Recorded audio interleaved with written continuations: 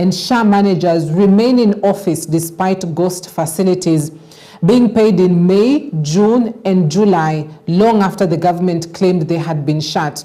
Maraga is now demanding that the Ministry of Health and SHA disclose how much has been collected from Kenyans, how much Parliament has allocated, and how much has actually been disbursed, insisting that those so colluded to defraud Kenyans must face the full force of the law.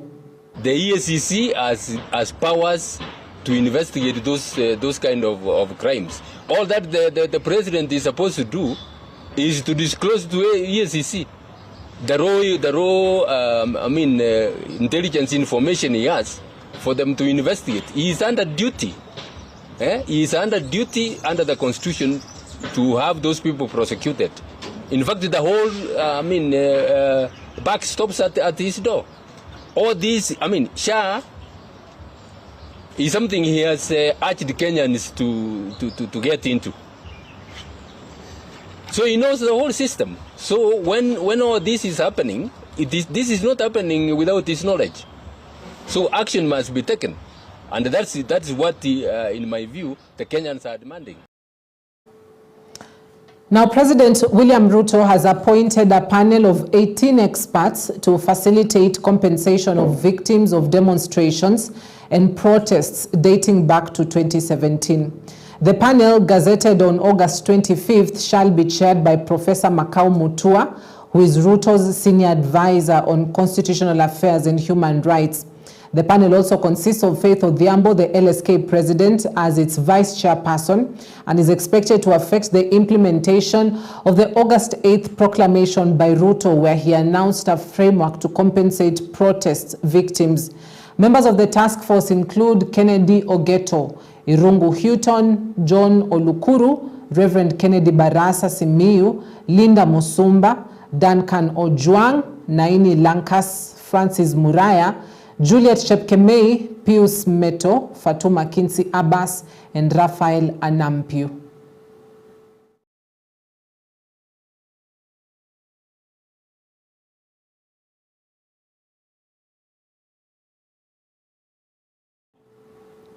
Now to the corridors of court. The Magistrates Court in Kahawa is issuing a final chance to the prosecution to file formal charges against Manyata Member of Parliament Gitonga Mukunji, who is accused of terrorism-related offences, or be released. During a second mention of the case on Tuesday, proceedings were once again adjourned after the prosecution failed to present a complete case file. The court has now set a new date of 5th September for the matter. The investigating officer requested additional time to finalize investigations, with the magistrate granting the request but making it clear that failure to file charges by next court date will result in the case dismissal. All in all, what we are saying is that we need specifics. We need the IO to tell us where he has reached, and we need the IO to tell us what is this that is holding them back. Because when we came before you for the application, they were very specific. They wanted 14 days. We came back, we were gracious enough, we gave them 30 more days. We need to know what is this that is prolonging this investigation. The DPP has to act upon information forwarded by the National Police Service to its office,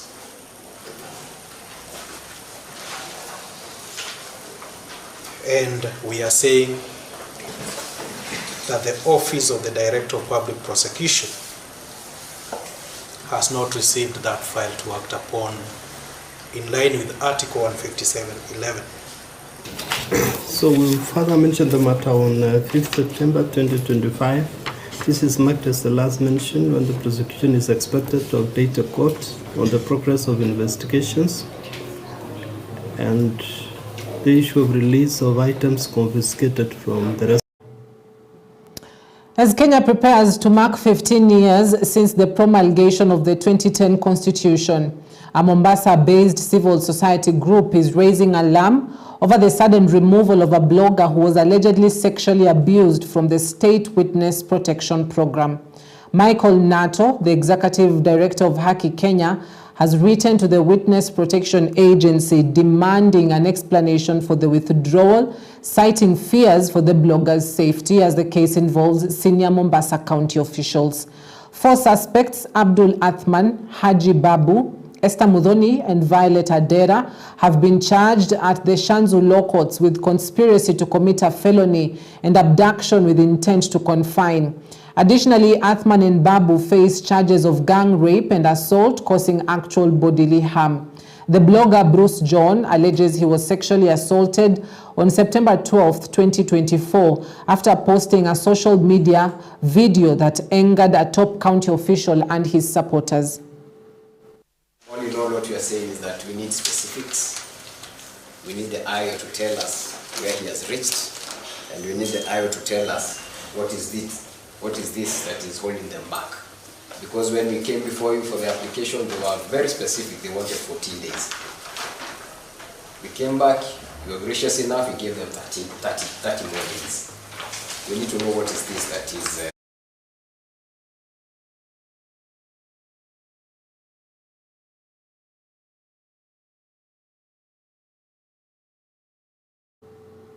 All right, apologies about that. That was a repetition concerning the Manyata Member of Parliament, Gitonga Mukunji. Once we get the write-ups, we'll be going back to that story. Now, Kenya and the Ismaili Imamat on Tuesday signed a new memorandum of understanding on general cooperation towards partnerships in healthcare, education, and climate action.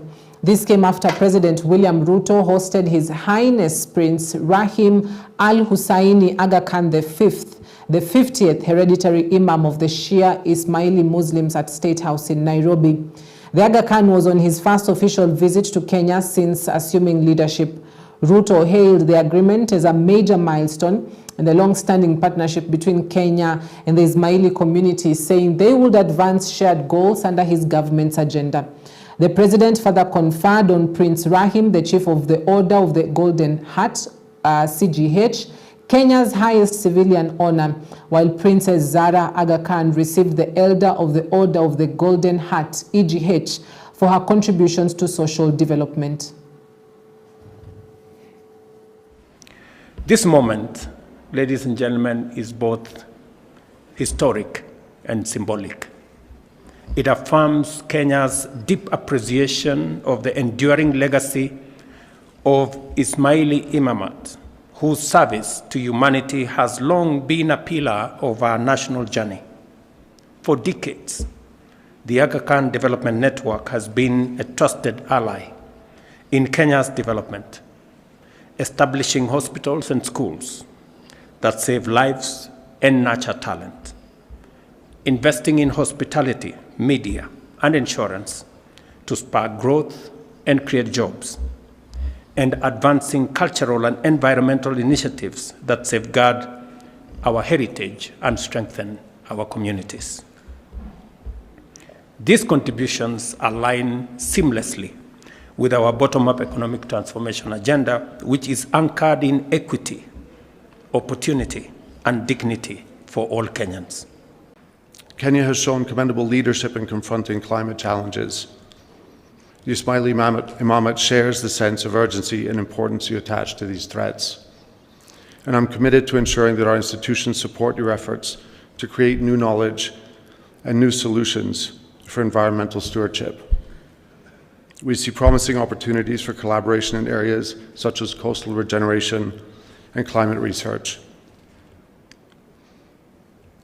where our institutions are prepared to dedicate increased resources in pursuit of our shared goals.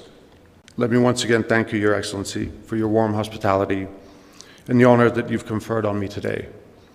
I accept this declaration as a recognition of the past, but also as a pledge for the future, a pledge to continue walking side by side with the people of Kenya in the pursuit of a more inclusive, equitable, and hopeful tomorrow. I thank you most sincerely. Asante sana.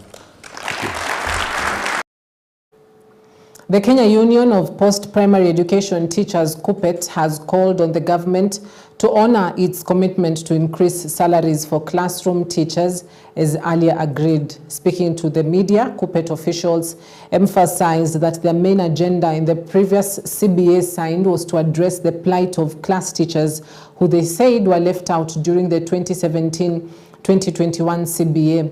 According to the union, classroom teachers only received a salary increment of 600 bob after waiting for 8 years, a move they termed unfair and demoralizing. Union leaders expressed disappointment that their concerns were not adequately addressed, stressing that the government must urgently relook at the agreement and ensure the grievances of teachers are resolved. Imagine even the core issue which we had discussed, that the major issue which we needed to address and handle in this, in the last CPA negotiation, was the issue of taking care of the interests of the classroom teacher, who was not considered in the CPA of 2017 to 2021. This was the main agenda of the union. It was unfortunate that this was not considered. The classroom teacher got only a salary increase of about 600 shillings. Just the peanuts after waiting for more than 8 years for a salary increase. It was because of the pressure of the leadership of COPET at that point in time. And therefore, I am requesting the government to see a way of relooking, to reopen, even if they cannot reopen, to see a way of cushioning the classroom teacher and see a way of harmonizing the job groups. 2 years ago, about 4,000 teachers left TSC to Public Service Commission. They were transferred to Public Service Commission. Those who were teaching in DVET institution. They are PED graduates. And because of the stagnation which is there, prevalent in TSC, they were equated with their counterparts in public service who graduated to them at the same time. And they moved direct from job group L to B without interviews. And therefore, there is a need to ensure that these job groups are harmonized. Those was in Public Service Commission and Teacher Service Commission. This was needs to be relooked. It doesn't need to wait for the next CPA. This is a discrimination which is ongoing. It can be handled at this point in time. And that's why I'm requesting the government to see a way of harmonizing, because the Constitution does not allow for discrimination. It is actually unconstitutional to discriminate against a section of the public service.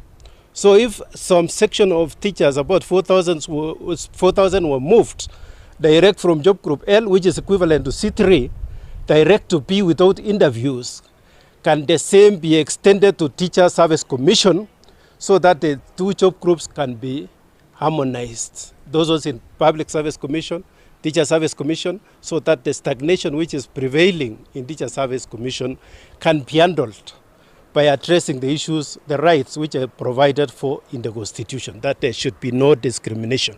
After all the funds come from the same source, the National Treasury, Consolidated Fund. So how can you have funds for Public Service Commission, you have funds for Judicial Service Commission, you have funds for Parliamentary Service Commissions, but when it comes to Teacher Service Commission, there are no funds for promotion. Wiper Patriotic Front says it is ready for the November by-elections after unveiling Anthony Chalo Kisoi as its candidate for Mumbuni North Ward by-election. Kalonzo Musyoka has officially unveiled Chalo Kisoi as the candidate for the ward elections, which are scheduled for November this year. Speaking at the Wiper Party headquarters in Nairobi, Kalonzo revealed that after extensive consultations led by Governor Wavinya Ndeti, all aspirants who had expressed interest in the party ticket agreed to rally behind this candidate. Machakos County Deputy Governor Francis Mwangangi lauded the unity shown by the aspirants in supporting Kisoi and commended the governor for successfully mediating the process. To announce that after consultations with those who wanted to obtain the party ticket for the by-election scheduled for the 27th, full consultation, yes, because the party did not want to handpick. I'm told all the other parties have handpicked, yes, yes, but they are really it's very unfortunate for them.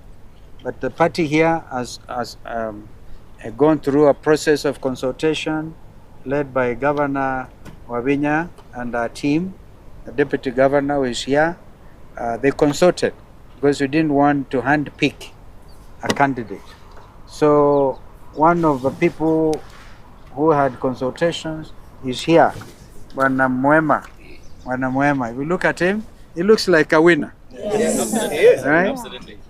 But after consultation, ameandokia kijana karibu Gen Z type. Yes. Millennial. Yes.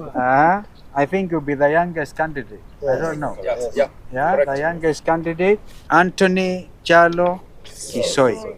He's our party candidate for the by-election on the 27th. We wish him well. We wish God's blessings and guidance in this very important matter. So, ninakupa mkono wa heri. We wish you well.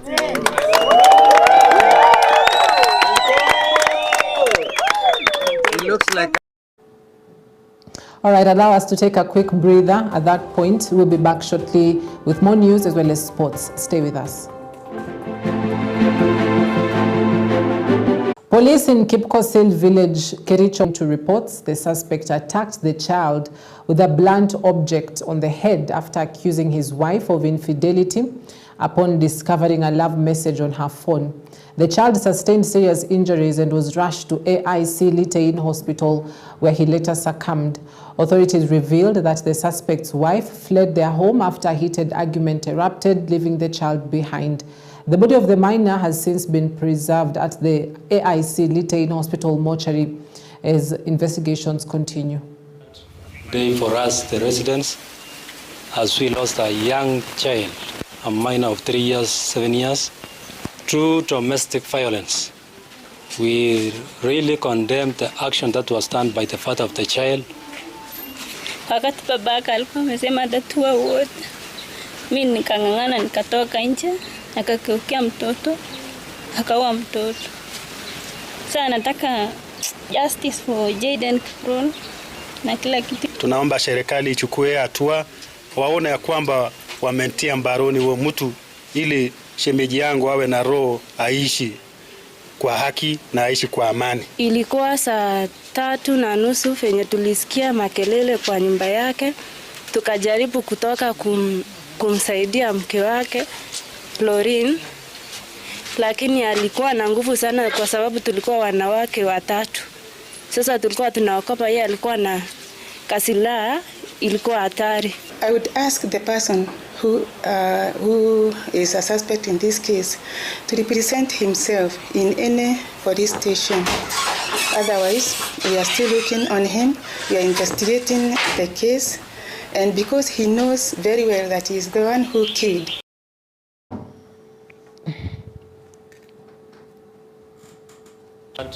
Day for us, the residents, as we lost a young. Now to sports, Strathmore Leos pulled off a spectacular performance to claim the inaugural Embu Sevens title with a 31-21 victory over KCB Rugby at the ASK Njukiri Showground. The result not only gave Strathmore their second trophy of the 2025 SportPesa National Sevens Circuit, but also blew the overall title race wide open with just 2 legs to go. The final was a tale of two halves. Strathmore dominated the opening exchanges with Nigel Amaitsa's length of the field try setting the tone. Further scores from Victor Mola and Stanlas Shikoli, all converted by Arnold Muita, saw the Leos take a commanding 24-7 lead into halftime. The display was a reflection of coach Willis Ojal's sharp tactics and the team's clinical finishing. KCB, however, refused to go down without a fight. Under coach Dennis Mwanja, the Bankers roared back in the second half, capitalizing on a yellow card to Strathmore's Gabriel Ayimba.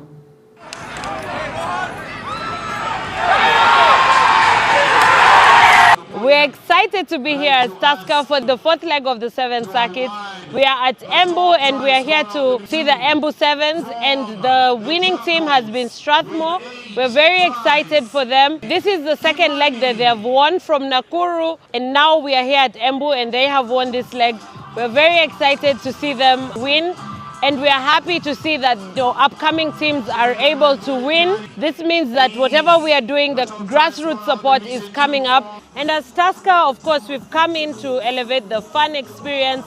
We've come to bring the after party for the fans that have come to attend this game. We are here to make sure that the fans don't only experience what is happening during the game, but even after, they get to enjoy good DJs, they get to enjoy good music, and they get to enjoy their Tuskers as well. We are excited to be here, and we look forward to the next legs that are coming. We have Kabeberi and Dala Sevens that are coming up. We have Kabeberi happening on the 6th of September, and as well as Dala that is happening on the 13th of September. So be on the lookout. Please come, enjoy the after party, enjoy the game, and we will see you there. Now, hundreds of Kenyan gaming enthusiasts gathered on Saturday at the Kenyatta International Convention Center, KICC, for the thrilling 2025 Otamatsuri Gaming Convention. The event transformed the venue into an electrifying hub of energy, skill, and creativity, as gamers competed and showcased their talent in an immersive, high-energy environment. As part of its support, Safaricom powered the gaming experience with 5G network connectivity, giving participants a chance to experience fast-hand speed, low latency, and reliability of the network. This ensured smooth gameplay and seamless online interactions, a critical component for competitive and social gaming alike. Beyond gaming, the event celebrated diverse aspects of pop culture, including movies, television shows, music, technology, cosplay, performances, and merchandise exhibitions.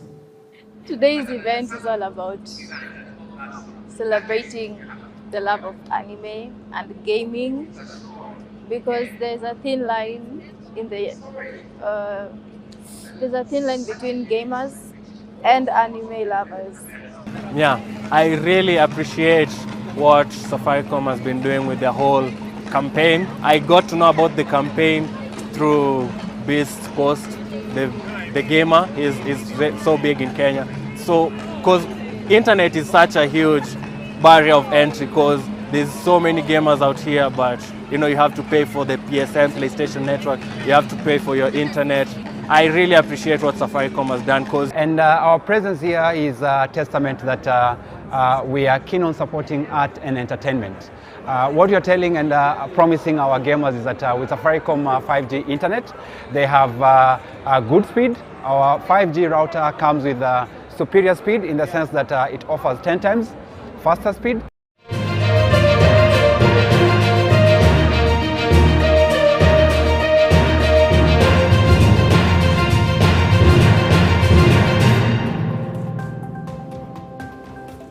All right, thank you for watching tonight. To wrap it up at that point, our sign language interpreter tonight is Laura Omondi.